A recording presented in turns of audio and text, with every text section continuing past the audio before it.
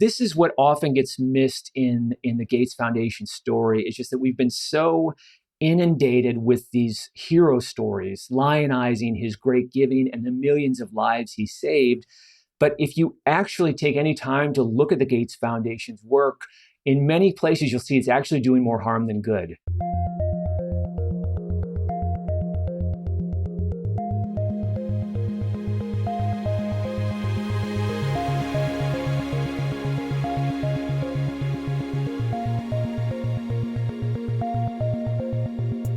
Hello and welcome to Tech Won't Save Us, made in partnership with The Nation magazine. I'm your host, Marx, and this week my guest is Tim Schwab. Tim is the author of The Bill Gates Problem, Reckoning with the Myth of the Good Billionaire, and also writes a newsletter. A couple pieces from there will be listed in the show notes based around what Tim has been writing.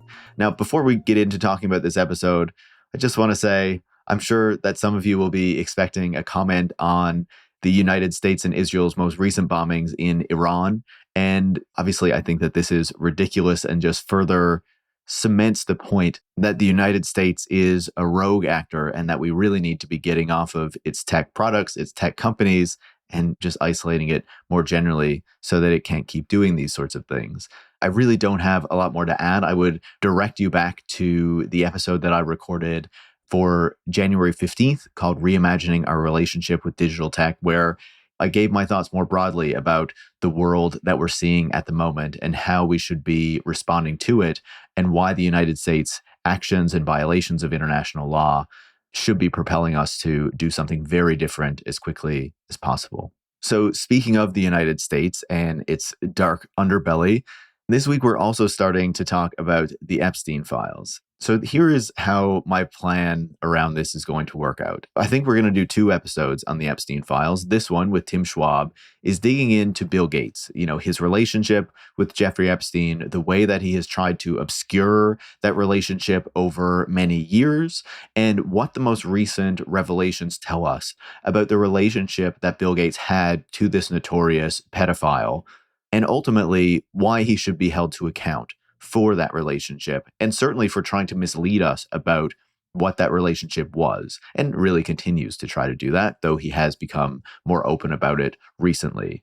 But we're also going to do an episode looking at Elon Musk's relationship to Jeffrey Epstein and what the files tell us about that relationship over the course of many years. But I feel like we need a little break in between those 2 discussions. So while this week we're discussing Jeffrey Epstein and Bill Gates, next week I'll be having an episode with Gita Jackson where we go into talking about the left's relationship to technology, these recent pieces that maybe you've heard about where AI boosters are talking about how the left hates AI and is being left behind, and actually the right is basically ahead on this or taking the right approach to AI.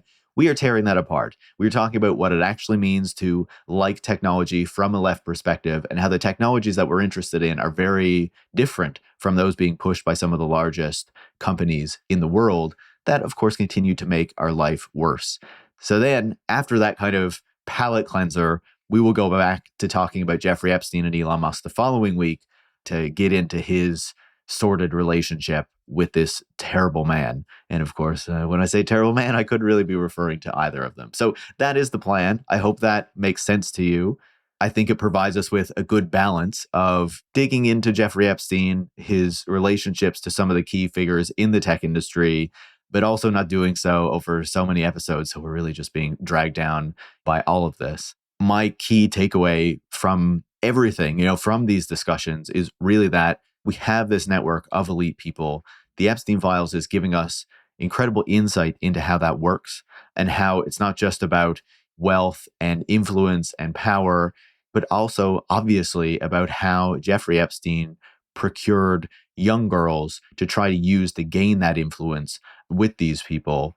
And what we need more than anything right now is accountability for the victims of Jeffrey Epstein, and to make sure that the people who victimized these girls, but also held these relationships with Jeffrey Epstein and, did all these other number of things that were illegal in their dealings with him, that those people need to be held to account for everything they have done and should not be let off with this, which means we need to see all of those files, and we need to see authorities in every country going after the people who were named as credibly doing crimes within them. So with that said, I hope that it feels weird to say I hope that you enjoy this episode, to be quite honest, because it's discussing such a terrible thing. But I guess I hope that you get more insight into Bill Gates' relationship with Jeffrey Epstein and why he certainly needs to be removed from the foundation that bears his name and should have never had his reputation rehabilitated from his vast philanthropic spending. Of course, he does this in response to the fact that his reputation was shredded after the Monopoly trial around the turn of the new millennium. So if you learn from this episode, make sure to leave a 5-star review on your podcast platform of choice. You can also share the show on social media or with any friends or colleagues who you think would learn from it. And if you do want to support the work that goes into making Tech Won't Save Us every single week, so we can keep digging into the worst parts of the tech industry and the very powerful people who head it up, while also occasionally, as we'll be doing next week, talking about some more positive things and more uplifting things, you can join supporters like Dave from Sunnyvale, California, and M in Saint-Fulgence, Quebec, by going to patreon.com/techwon'tsaveus, where you can become a supporter as well. Thanks so much and enjoy this week's conversation. Tim, welcome back to Tech Won't Save Us. Thanks for having me, Paris. Absolutely. It's always fantastic to talk to you. And unfortunately, Bill Gates is in the news for the worst possible reasons. So you're the natural person to come on and talk to us about it. But before we get into Gates specifically, obviously we're talking about the Epstein files here. And I just wonder what your kind of initial reaction was as these files were released to really see like the breadth and the scope of kind of the network that Jeffrey Epstein had put together. Bill Gates obviously being an important component of that, but just how broad that was. So just what are your initial reactions on seeing, how this is playing out? To me, I think that the real lesson we should take from the Epstein files concerns the perils of extreme wealth, in that when we allow people to become this wealthy, they really operate on a different level. They operate as though the rules don't apply to them. And in many practical respects, that's true. The rules don't apply to them. So I think, there are a lot of conversations about the way extreme wealth can hurt our economy or hurt our society. But what I think you're also seeing is the way it hurts our humanity. So much of what the Epstein files and what Jeffrey Epstein was doing was organized around philanthropy and supposedly humanitarianism. But of course, we can all now see very clearly that was just a ruse to really, for other things he was trying to do in his life. It really boils down to the way we have different categories of classes of people. Absolutely. I think that's very well said. And I think it shows it very clearly, right? You kind of see this network of elite people associated with Epstein, some of them because of pedophilic, intentions and, trying to seek out these girls that Jeffrey Epstein had, but in others just trying to get close to the power and the wealth and the influence that this kind of network cultivated, right? And so related to that, I guess, we have been hearing a ton about Bill Gates and his relationship to Jeffrey Epstein for quite some time. And obviously, this is back in the spotlight as a result of, this recent kind of set of files that has been released by the US Justice Department. But I was wondering, before we talk about these recent revelations, I think it's probably good to kind of put in context what we know about the relationship between Bill Gates and Jeffrey Epstein. So when did we, as kind of like a broader public, start to find out about the relationship that Bill Gates had to this pedophile that is now kind of notorious?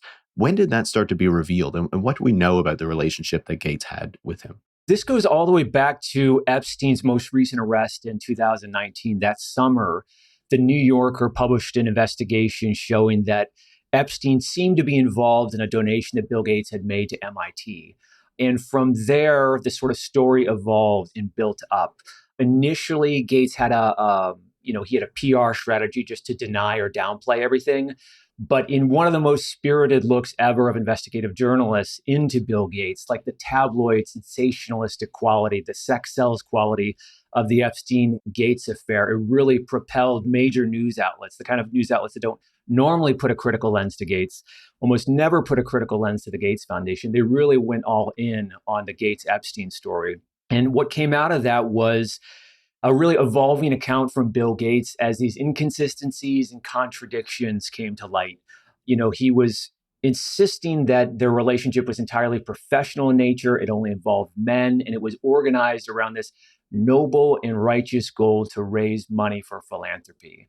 And that it is true that was part of their relationship. I just don't think it's the entire thing. So Bill Gates and Jeffrey Epstein working with JP Morgan Chase, had a plan to try and solicit new donations, new philanthropic dollars from the billionaire class. And they were going to put this into this new financial vehicle called a donor advised fund. And, this would be of great benefit to the billionaire class because it would show them following in Bill Gates' footsteps, becoming philanthropists, giving away their money. And it would also, Bill Gates, I think, hoped it would drive new money and new energy to his own philanthropic project and his own philanthropic legacy. So that was a basis of their meetings. But I think that there are certainly reasons to examine other possible dimensions of the Gates and Epstein affair. And we can talk about that if you want. Yeah, absolutely. And we'll definitely dig into that. But I'm wondering, I think you've given us a good insight into what this relationship is and certainly how Bill Gates described it once it was revealed. But do we know when Bill Gates and Jeffrey Epstein really started to meet one another, when they actually came into contact? Yeah. So as far as we know, their first meeting was in 2011. And this was after Jeffrey Epstein was already a convicted sex felon for a crime involving a minor, after he was a registered sex offender, after news of this crime had been very widely published, and after the news media continued to publish new allegations, ongoing allegations about Jeffrey Epstein. So he was perhaps the best known sex offender in the United States. It's inconceivable that Bill Gates and his staff at the Gates Foundation, who were also meeting with Epstein, didn't know this background, didn't know who Epstein was. So Gates met personally with Epstein in 2011 and then continued to meet a number of times over the next several years. Bill Gates has always refused to say how many times he's met with Epstein, which is like a huge red flag, that he would not openly address that question. In a meeting this week, the Epstein files has become this bigger and bigger story, and the Gates Foundation goes into damage control mode. Bill Gates addressed his staff and provided some new details about his relationship with Epstein. He said that he's met with him in Washington, in New York, in France, in Germany. So I think his effort recently was to try to calm the outrage among staff surrounding his decision to marry up his philanthropic foundation with someone like Jeffrey Epstein. But in the process of trying to explain that relationship, he's showing us, an even greater scope of the relationship, which is troubling. So there are still a lot of open questions we have, and we may never know the full truth. But the position that I started arguing this week is that, Bill Gates really needs to step down. He needs to be removed from the foundation. It's just incompatible for this $86 billion private foundation that spends billions of dollars on a portfolio of work to empower women and girls. It's just incompatible. Bill Gates should be disqualified from leading an organization that's doing that kind of work. Yeah, I think it makes a lot of sense to make that argument, right? And I want to circle back to it in our conversation. I'm wondering, a bit more about those meetings. It seems interesting or even odd to me that the venue he finally takes to admit that there was a bit more to these meetings is kind of like a town hall or whatnot with employees of the Gates Foundation, after all this time of trying to obscure what actually happened there and, the nature of these meetings. Obviously, Gates has tried to present these as more work-focused meetings, as you were saying before, around getting philanthropic dollars and things like that. Is that an accurate reflection of what those meetings were? And was it really just, business people who were attending these meetings as far as we know? No, I don't think that really reflects the reality of what was happening. A lot of times these meetings actually seemed a lot more like dinner parties. After Gates said that he was meeting with men and young and attractive women weren't present, we find out, there actually were young and attractive women present. Part of what's come out of the Epstein files are pictures of Bill Gates posing with young women whose faces have been redacted. And that follows a news report from a couple years ago that Jeffrey Epstein had a habit of bringing young models to his meetings with Bill Gates. Bill Gates apparently had a habit of taking pictures with them. And these are young women who later came out and said that they were being abused by Epstein. So, Gates's account has really evolved as more and more information has come out and as he's had to respond to the inconsistencies. He has always maintained that he didn't engage in any kind of illicit activities, wasn't involved with any of the victims of Epstein, wasn't involved with women in any kind of personal relationship through Epstein. So his position is really denying and downplaying. I think to your question of why is he now addressing the foundation staff, I think it's because you really get into a point of crisis with the legitimacy of his leadership and the legitimacy of the Gates Foundation mission itself, if not also its nonprofit status. The scandal is grown to such an extent now. There are so many eyes on the foundation, the contradictions between its supposedly charitable mission around equity and lifting people up and women and children. It is so thoroughly at loggerheads with Bill Gates' behavior, with the Gates Foundation's behavior in terms of this institutional decision to pursue a collaboration with Jeffrey Epstein, to decide for years to meet with him and discuss like working together on philanthropy.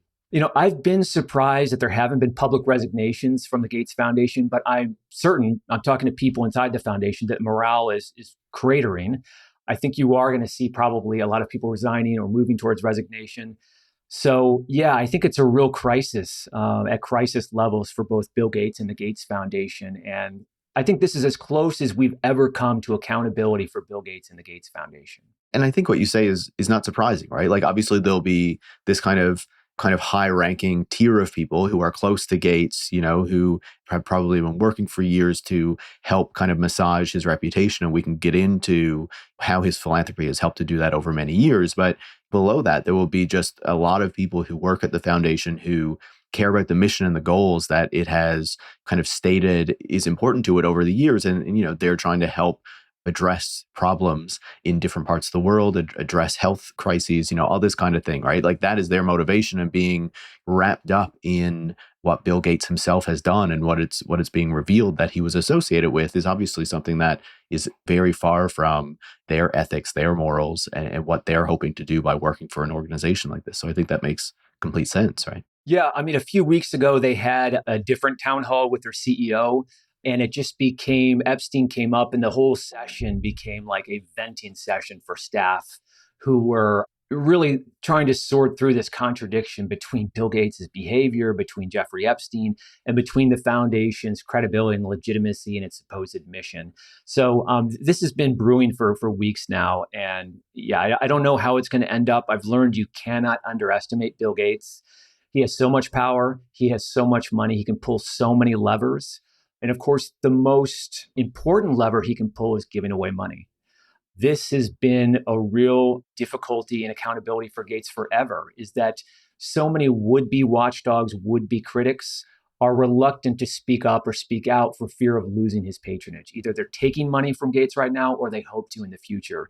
And you're talking about tens of billions of dollars that are going to universities, to think tanks, to advocacy groups, to journalism, news outlets. I would not underestimate Gates and his ability to sort of find his way out of this crisis. Again, these are allegations that he's been dealing with since 2019.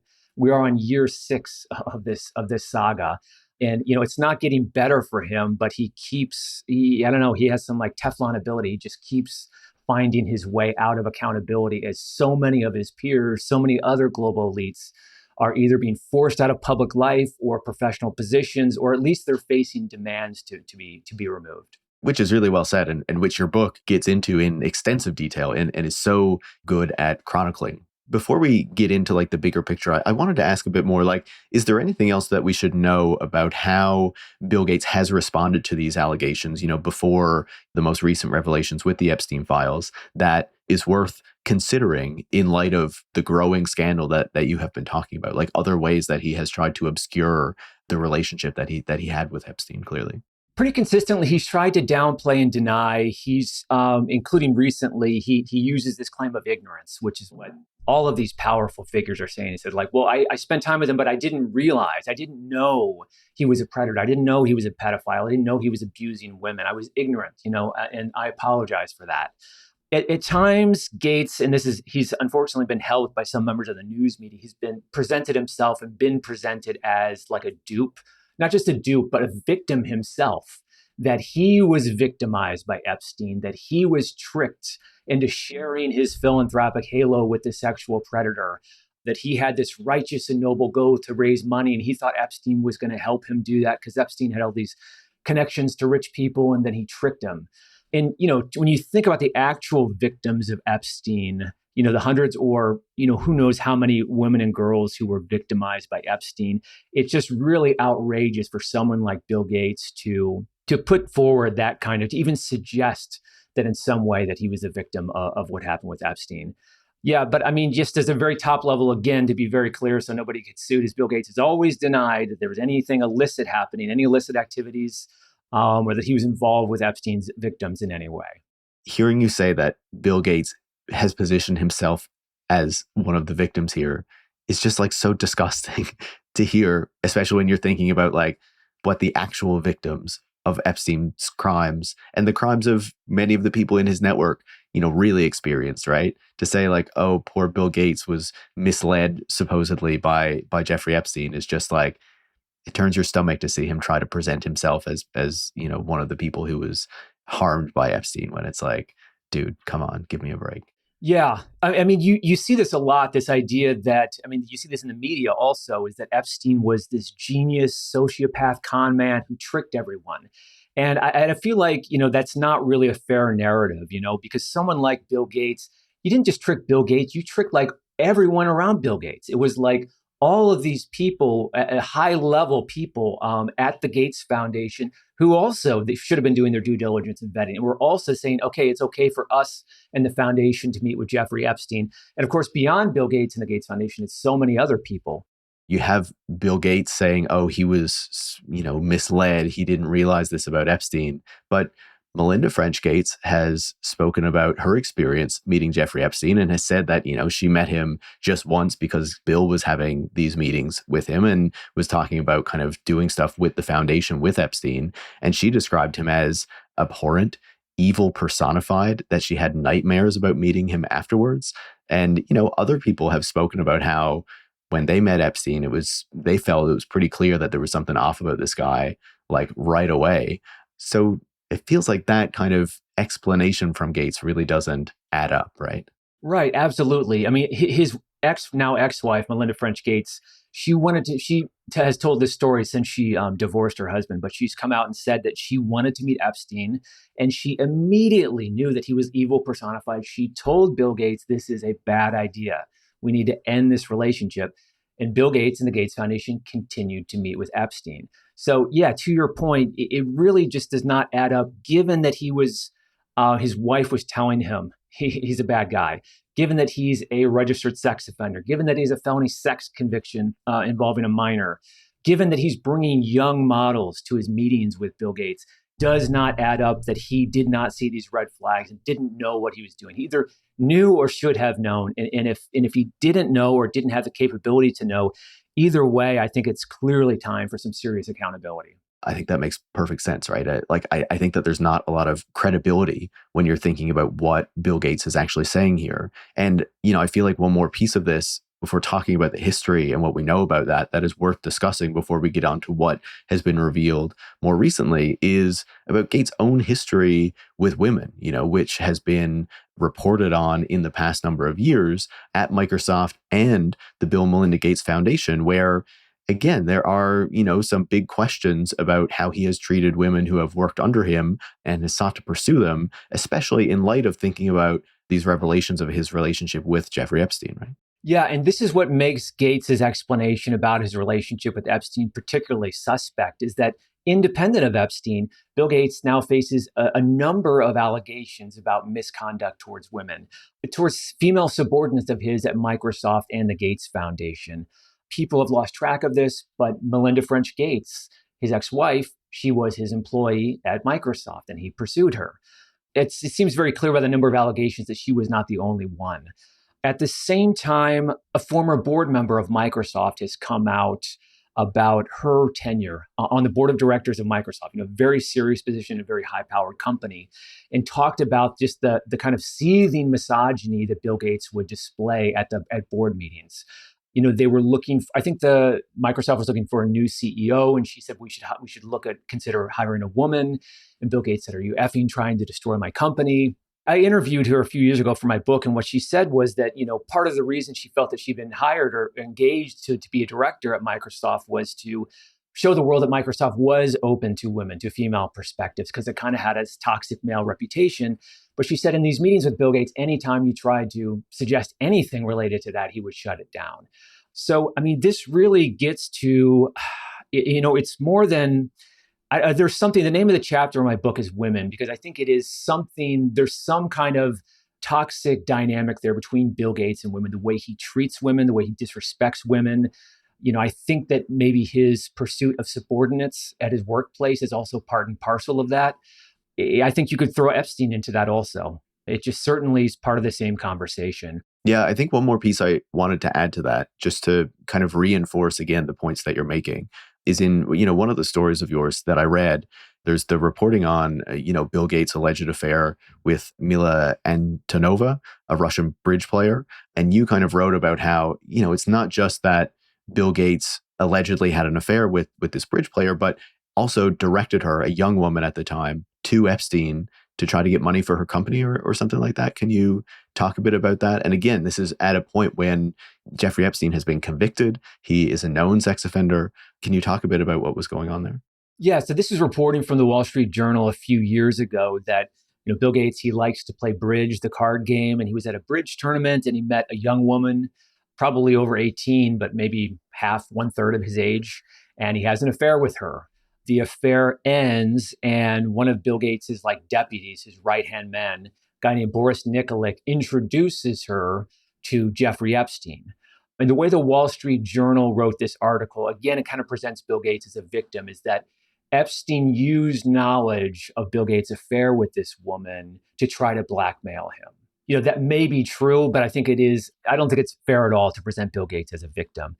But, what I was disappointed with the Wall Street Journal's coverage and the way I've tried to recover that story is that in what world would it make sense for Bill Gates' top deputy to introduce this young woman who Bill Gates just had an affair with to Jeffrey Epstein, this registered sex offender?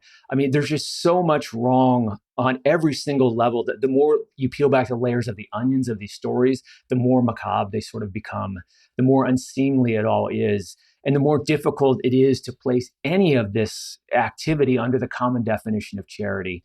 I mean, this idea of Bill Gates being a philanthropist, Jeffrey Epstein is by no means the only scandal or controversy at the Gates Foundation, the only time or place where the foundation's activities are impossible to place under the common definition of charity. But it is the Epstein story is the sort of most visceral example of this. It's like this private scandals bring down public figures because it has sex, because it has this sensationalized quality that regrettably is going to be our entry point into bringing accountability for Gates.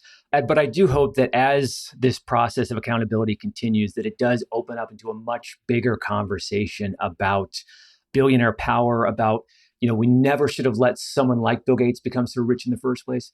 We never should have let him create such a politically powerful private foundation, the $86 billion Gates Foundation, which today is touching the lives of billions of people around the globe. It's shaping how they feed and educate and medicate children. The level of influence, that political influence that the foundation has on public policy, it's undemocratic and it's oligarchic. So, that's my big hope, is that Epstein helps open the door to a bigger conversation about billionaires and billionaire philanthropy. And I want to get to that philanthropy point. But first, I do want to talk about what we have learned from this recent set of revelations, right? That have really put this relationship between Gates and Epstein back into the news, like back into the public conversation. And of course, that deputy who you mentioned, I believe, also has a whole load of connections to Epstein. Again, one of these people who's close to Gates and then close to Epstein as a result. So with these Epstein file revelations, what new did we learn about the relationship between Gates and Epstein that, again, is causing this to become such a big issue, such a big scandal once again for Gates and for the foundation? Probably the most scandalous file to be released from the Epstein file was a series of emails that Epstein sent to himself. It looks like he was working on drafts of an email, and he was doing this on behalf of what sounds like a disgruntled employee who was being forced out of Gates's orbit, who was trying to either get his job back or get some kind of compensation for being forced out. And the emails they make all kinds of allegations about Gates having sex with Russian girls, Gates contracting an STD, trying to get antibiotics for the STD that he could surreptitiously give to Melinda Gates, his then wife. It's really a really incredible set of allegations that Bill Gates immediately denied as saying that, the email was never sent to me. It's not true. It's absurd. It's false. It is hard to say. Did Jeffrey Epstein, on behalf of a disgruntled employee of the Gates Foundation or someone else who worked for Gates, did he just invent all of these very specific details in a threat letter to try and threaten or blackmail Bill Gates to say this is what I'm capable of? Or was there actually some truth to some of these allegations? Time will tell, I guess. For right now, all we have is Bill Gates' denial. But I think that really needs to be seen in light of the context of his history of his historical account of his relationship with Epstein, which is marked by inconsistencies and omissions and has evolved significantly. I mean, a number of different files have come out, but it contributes to the picture we get that Gates was closer to Epstein than he would have liked to admit, and that there was discussion of sex. Whether that discussion was completely false or fraudulent, it seemed like sex was a topic that played into the Gates and Epstein dynamic in some way. I'm not saying that there are any victims of Gates or anything like that. I'm just saying if you look in the Epstein files and how Gates is in there, sex is part of that conversation. Am I right that Gates has since admitted to some of those affairs? Is that correct? So in his sort of town hall that he gave with staff this week, Bill Gates, I didn't get a full recording of it. So part of what I'm basing this on is the Wall Street Journal's reporting, because they did have a full recording. It sounded like Gates admitted to his staff that he had had affairs with 2 Russian women that he met outside of Epstein, and that Epstein found out about these affairs and tried to use them to blackmail him. So, there is some overlap with some of what's in the Epstein file, some of the allegations against him that he has previously said are fraudulent and absurd. I reached out to the Gates Foundation for clarification, and they're not going to respond to me. I'm sure they haven't yet. I just don't know how the story is going to evolve, because it's like every time new information comes out, it seems to me like Gates' account sort of changes. I really don't think that at this point we have the full details of the relationship, and I don't know that we ever will. Jeffrey Epstein, as I'm sure everybody knows, is dead. So, I mean, for right now, I'm spending a lot of time going to the Epstein files, and you're talking about millions of documents, and you're talking about, we mentioned Bill Gates' former right-hand man, Boris Nikolic. He's like, if you search for his name, there's like 15,000 documents involving him. So it's going to be a while before we can go through these. In the background of all this, people are saying how, files are being taken down or being re-redacted. So it's sort of like a race to try and put this whole puzzle together and to get as close to the truth as we can. And as you say, Bill Gates is not being very forthcoming with that truth. It's just every new revelation is forcing him, it seems, to reveal a little bit more each time, right? Yeah, I mean, if you're completely innocent, why wouldn't you from the very beginning say, if you're asked by places like the New York Times, how many times did you meet with him? Let's talk. Why wouldn't you itemize, just provide a full list? Bill Gates is one of the most highly scheduled people in the world. It would not be difficult for him or his many staff to go through and find all the meetings and to just be very clear and open and transparent about what his relationship was with Epstein. So the fact that he hasn't, I think that is a major red flag. Absolutely. And also to say that women weren't involved, and then these images emerge where he's clearly with women, and that was not true, right? That there are multiple, as you've been saying, there are multiple instances where he said one thing and another thing, seemed to be the reality.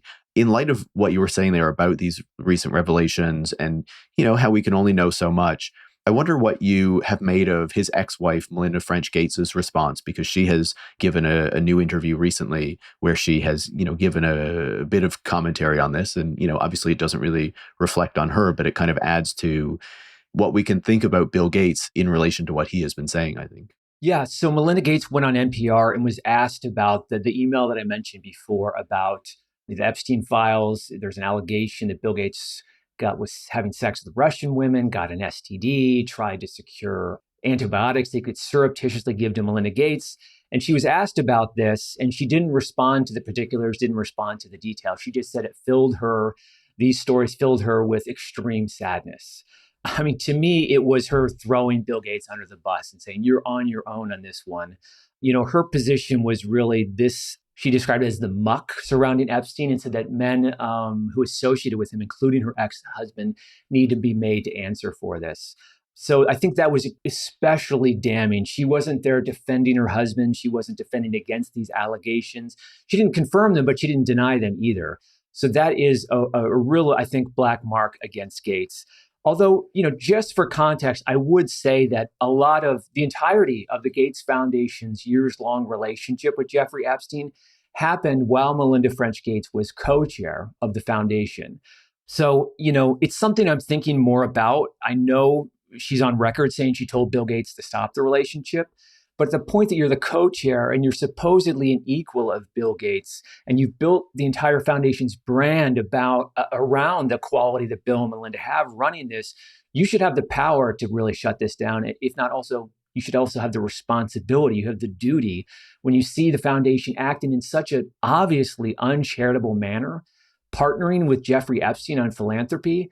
I mean, there's a point where I think it raises the question about Melinda French Gates and whether she has some questions to answer also. I think that's fair, right? I think it's fair to say, listen, what Bill Gates was up to with Jeffrey Epstein does not reflect on Melinda French Gates. That is something that he did. But in terms of her position at the foundation and the amount of time that the foundation was talking to Epstein about potentially doing things with him, that is somewhere where there are questions, I think, for her to answer in terms of the relationship that the foundation had to Epstein and why she didn't step in to do more. Or if she did try to, what was preventing her from making sure that relationship was severed, right? Yeah, and it's not like, I don't want to blame Melinda French Gates and saying, it's her fault in any way.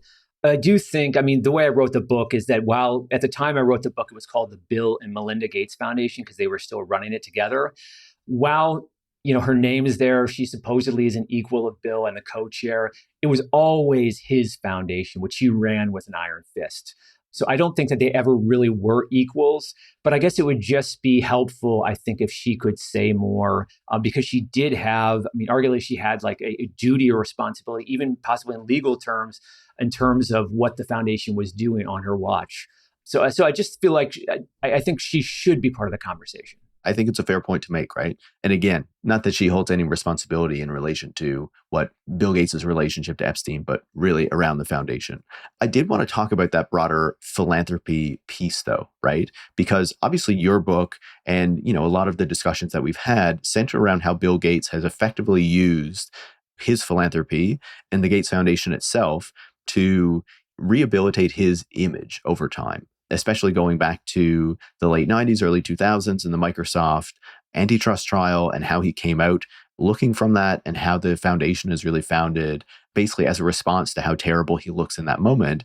And so his kind of history provides this example of how very wealthy people can use philanthropy in order to change their images and their reputations. And you've written about how it seems that Epstein was using philanthropy in a not dissimilar way, right, to kind of launder his reputation, and how this relationship with Gates actually helped with that. So I wonder if you could discuss that a bit further. Yeah, so Jeffrey Epstein was a financier. He was a really rich guy, not as rich as Gates, but I think when he died, his estate was worth like $500 million.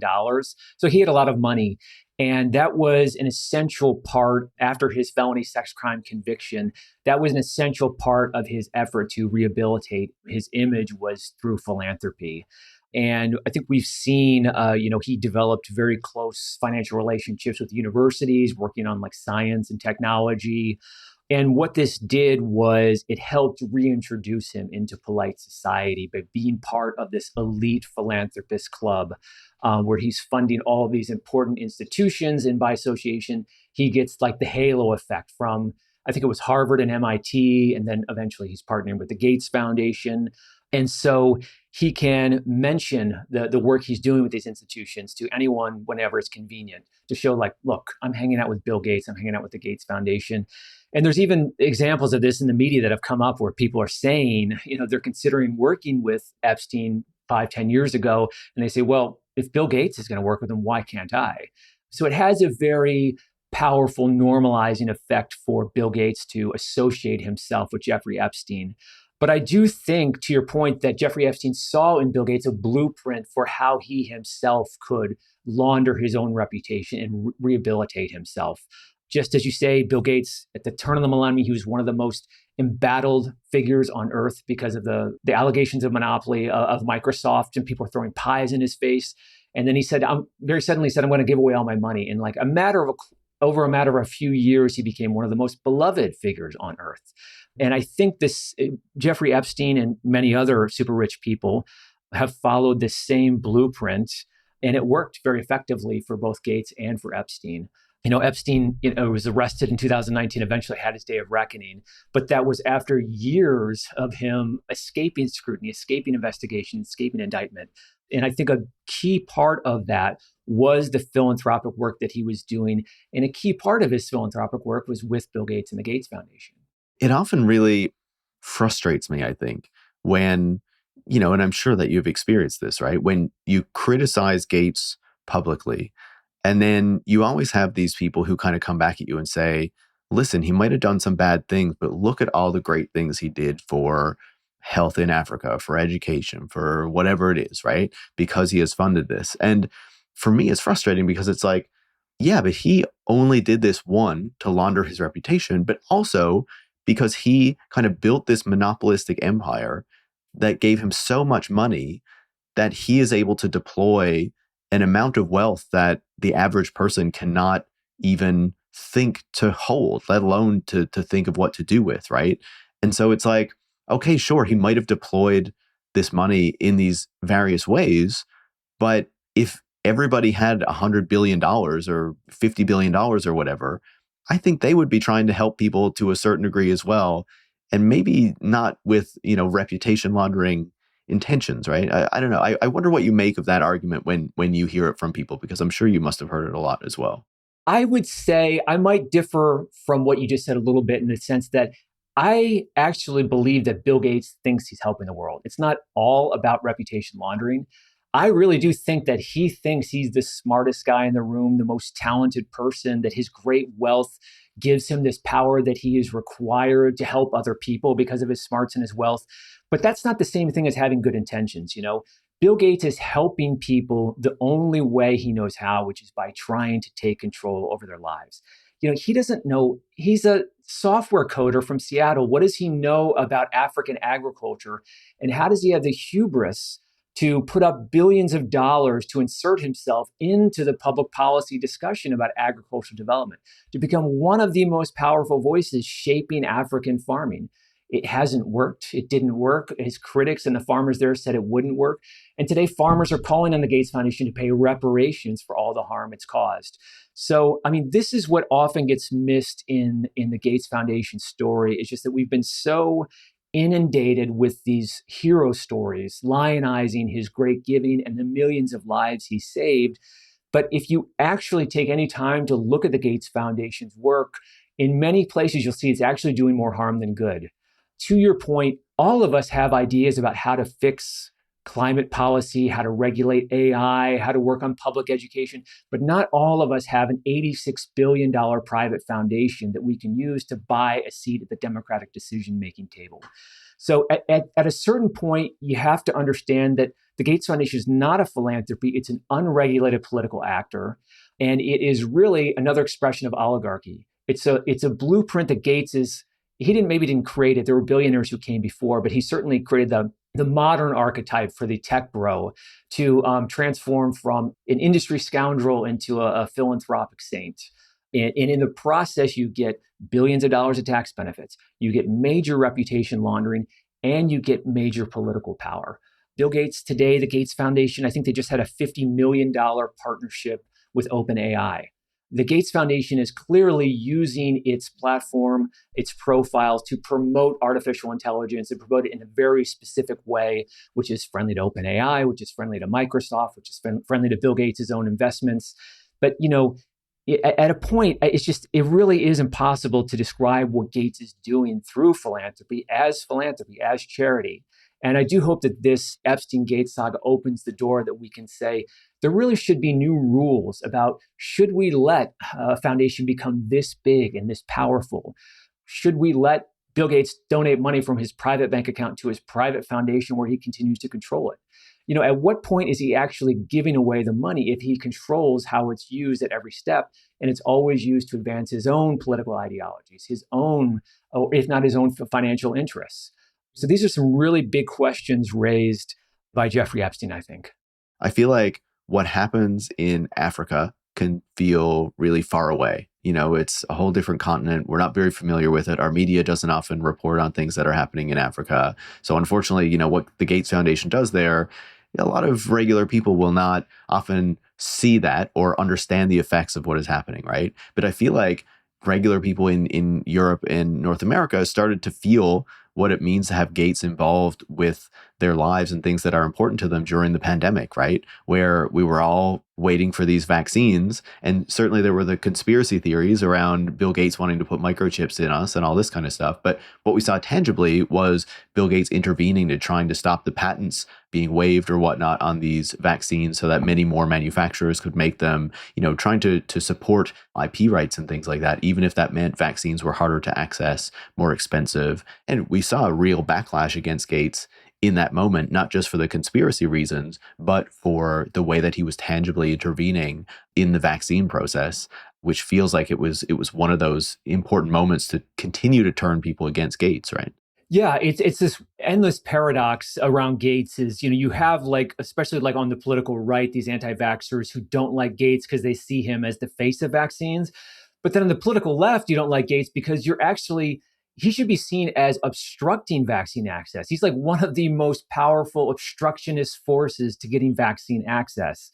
So it's like there's like two different political camps sharing two totally different realities of what Bill Gates' relationship is. But yeah, it was absolutely, I think, the pandemic was a real referendum on the Bill Gates market-based model, patent-forward model, monopolistic model. He was insisting, he used all the political clout he had during the pandemic to insist that the Pfizers of the world be able to retain their patent rights, even as you had this great, powerful, publicly supported alternative on the table, this idea of a people's vaccine. Many of the poor nations where the Gates Foundation works were part of this movement, saying we need to waive the patents. We need to get every capable manufacturer in the world churning out vaccines to get shots in arms.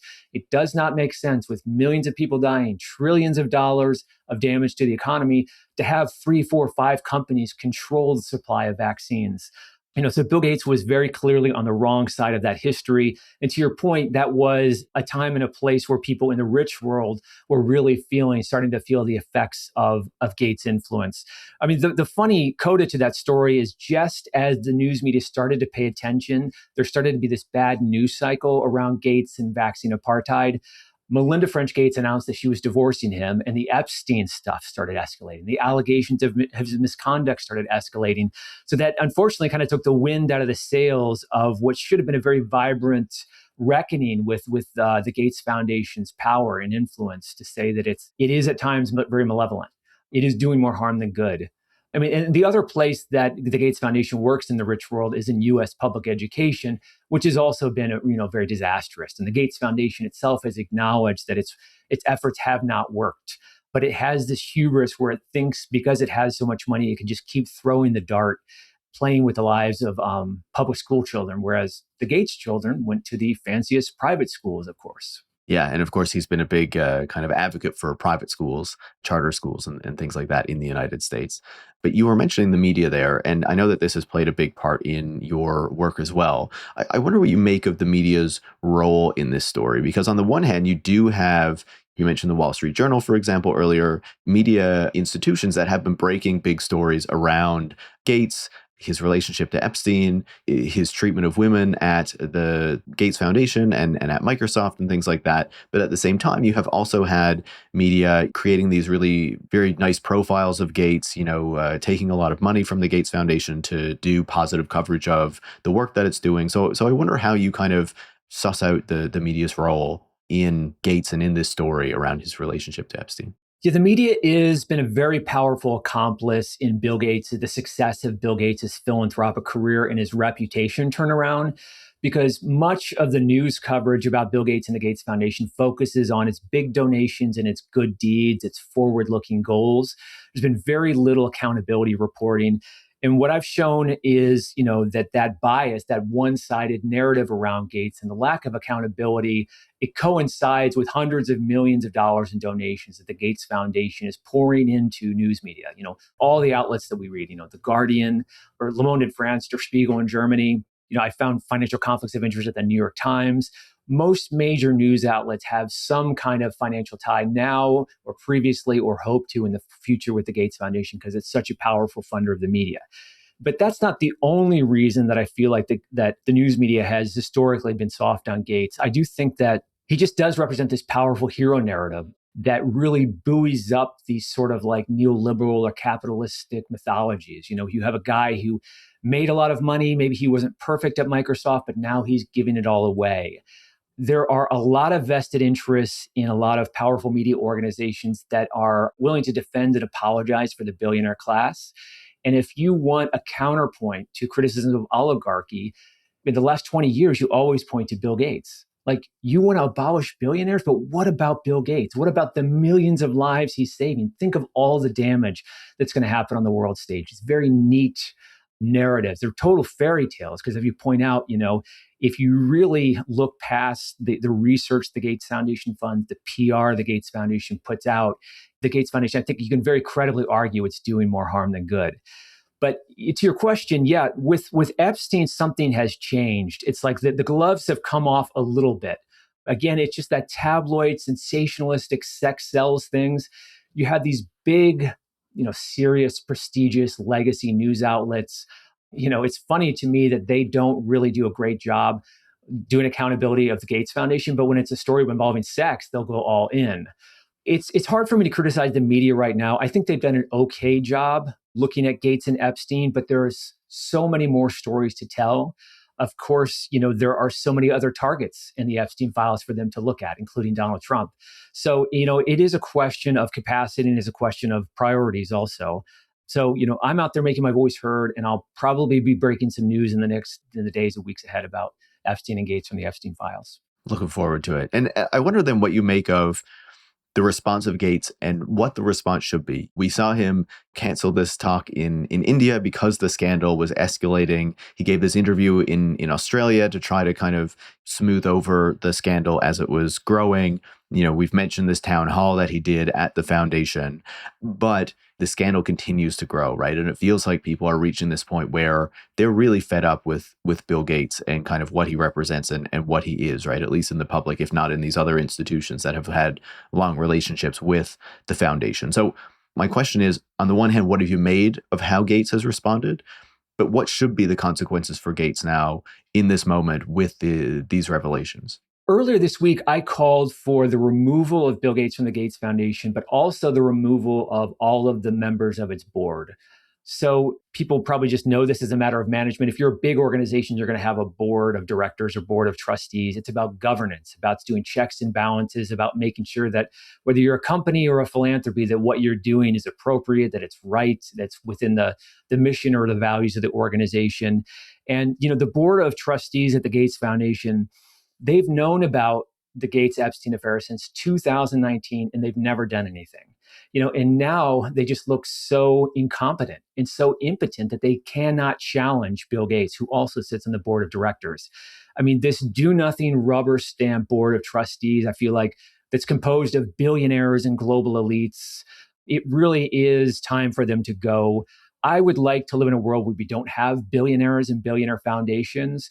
But if we are going to allow the $86 billion Gates Foundation to continue to exist, and we're going to allow it to work on agriculture in Africa, maybe the board of directors should have farmers from Africa on it. If the Gates Foundation is going to be a powerful voice in American public education, maybe you should have some public school teachers on the board of directors. All of these highfalutin global elites and billionaires that are on the board of directors of the Gates Foundation, what do they know really about the needs of the global poor? I think that they're so far removed, and it's so obvious how far removed they are that they've oversaw the Gates Foundation's partnership with someone like Jeffrey Epstein. There's just no universe in which you can say that is a good charitable decision. Like, where is the accountability? Where are the checks and balances? And, part of the issue of accountability, I think there is a time and a place for state and federal regulators to step in.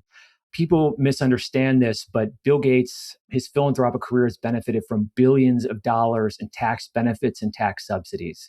Tax scholars say that every dollar a billionaire gives away, up to 74 cents of that they'd otherwise pay in taxes. So Gates is essentially very heavily subsidizing his philanthropic career with dollars that really should belong to the public, that should be taxpayer dollars. So if he's using public funding, this is a clear trigger for accountability for state or federal regulators. The Washington State Attorney General, in the federal level, would be the IRS or Congress, could step in and provide some oversight and say, what you're doing, the Gates Foundation, is really hard for us to square with what Congress was thinking when we said we should have these things called private foundations and philanthropies. If the board of trustees can't remove Bill Gates or substantively address this in some ways, I don't really see how there can't be some kind of congressional investigation or other intervention from regulators on this. Yeah, let's do it. Let's do it. You have been looking into Gates for years. You wrote this fantastic book on Gates, and obviously we're seeing this scandal escalate. But I wonder for you, what is the big takeaway here? Is it a takeaway about Gates? Is it a takeaway about certain forms of philanthropy? Or is it something even bigger? I think it's really an indictment of extreme wealth. When we allow people to become this wealthy, Bill Gates controls like $100 and something billion private fortune and also an $86 billion private foundation. Anytime you allow someone to become this wealthy, you know how they'll use the money, which is for political gains, for self-serving projects and practices, to change policies and regulations, to remake the world according to their own interests. So, to me, it's just very clear that it is bad for our society, bad for our economy, and bad for our humanity to allow extreme wealth to exist. Jeffrey Epstein would not have been able to do what he did if he wasn't so obscenely wealthy. And the same is true of Bill Gates. So I think, that's where I would love to see this conversation go, is to move beyond the questions of sex, though they are important, the questions of the victims of Epstein, but to develop into a bigger conversation about money and power. Yeah, I think that's very well said. And I think that is so important right now, looking not just at Bill Gates, but at so many of these other billionaires and what they have been doing, not just recently, but, it has really kind of come to everyone's attention recently. Like, it's undeniable what these people are doing, how they're disconnected from like regular people, the kind of world that they're trying to create, and how this is so far away from creating a better world for everybody else, right? I wrote my book about Bill Gates and the Gates Foundation, but it's really a case study for this larger problem of extreme wealth, because hundreds of other billionaires are right now lining up their personal fortunes to follow in Bill Gates' footsteps. He was the original tech bro oligarch. He's the Microsoft founder, one of the most embattled people on earth, and then he's become one of the most admired people on earth. The Elon Musk and the Jeff Bezos of the world and Mark Zuckerberg of the world, they understand how diabolically clever philanthropy is in terms of the tax benefits, the political power, the reputation laundering.